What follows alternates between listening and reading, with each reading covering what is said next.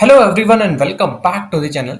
Guys, today we are diving deep into the latest firestorm coming out of Washington and Tehran as US Defense Secretary Pete Hegseth takes center stage defending America's recent military strikes on Iran while delivering a blistering attack on the media for what he calls distorting the truth. But where this strikes truly the total obliteration of Iran's nuclear program, as the Trump administration claims, or is this a PR battle wrapped around an incomplete mission? So, guys, let's break it all down.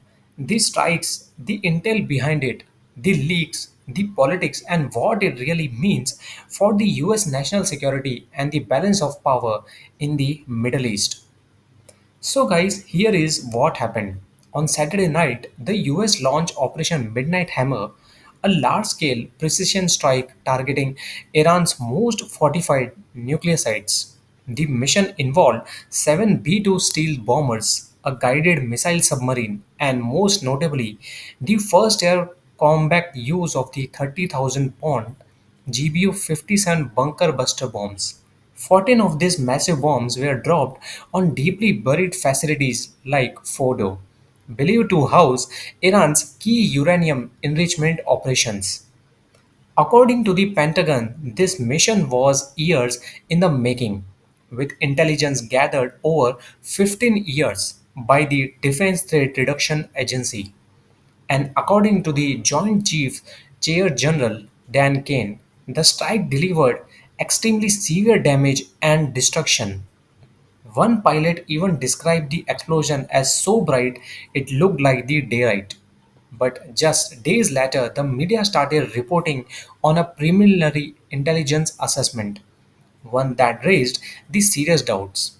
The report apparently leaked to major outlets like CNN and the New York Times claimed that the key components of Iran's nuclear infrastructure survived this attack and that the Iran had moved its uranium stockpile before the bombs hit. In other words, the mission may have only set back the Iran's nuclear ambitions by months and not by years. Now let's see the Hegseth's reaction on this. That's when Defense Secretary Pete Hegseth came out swinging. In a heated press conference on Thursday morning, Hegseth didn't just defend the strikes, he attacked the press as well.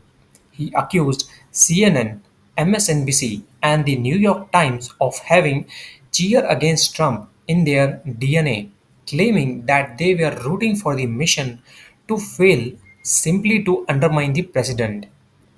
He said by quoting, "Choose your word, destroyed, defeated, obliterated. We should celebrate as Americans." According to Hegseth, the report the media was citing has been labeled low confidence and should never have been treated as conclusive.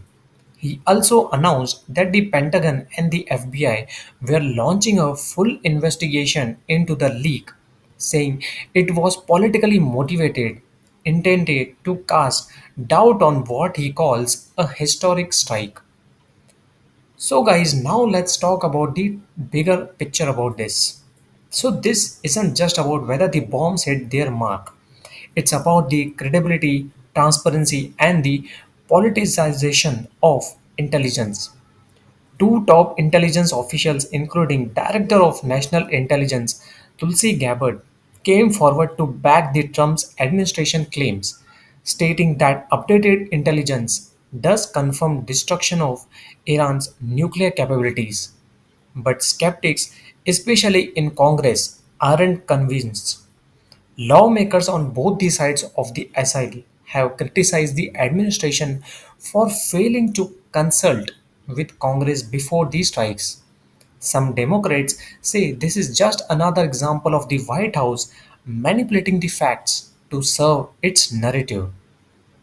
As House Armed Services ranking member Adam Smith put it, one bombing campaign was not going to destroy Iran's nuclear weapons program. So, guys, who is telling the truth? Is this a legitimate military success being undermined by partisan media? Or is it being a public relations spin job designed to cover up what might have been a half finished operation? So, guys, what is the NATO connection here? Interestingly, Hegseth also used this moment to remind reporters of something else: the historic NATO defense spending agreement reached during the recent summit. Under Trump's leadership, member countries agreed to boost spending up to 5% of GDP, which is a monumental shift in the alliance policy. But that news, he said, was buried under the media coverage of the Intel leak and criticism of the Iran strike. So, guys, what do you think on this? Was the mission a military success or a strategic misstep?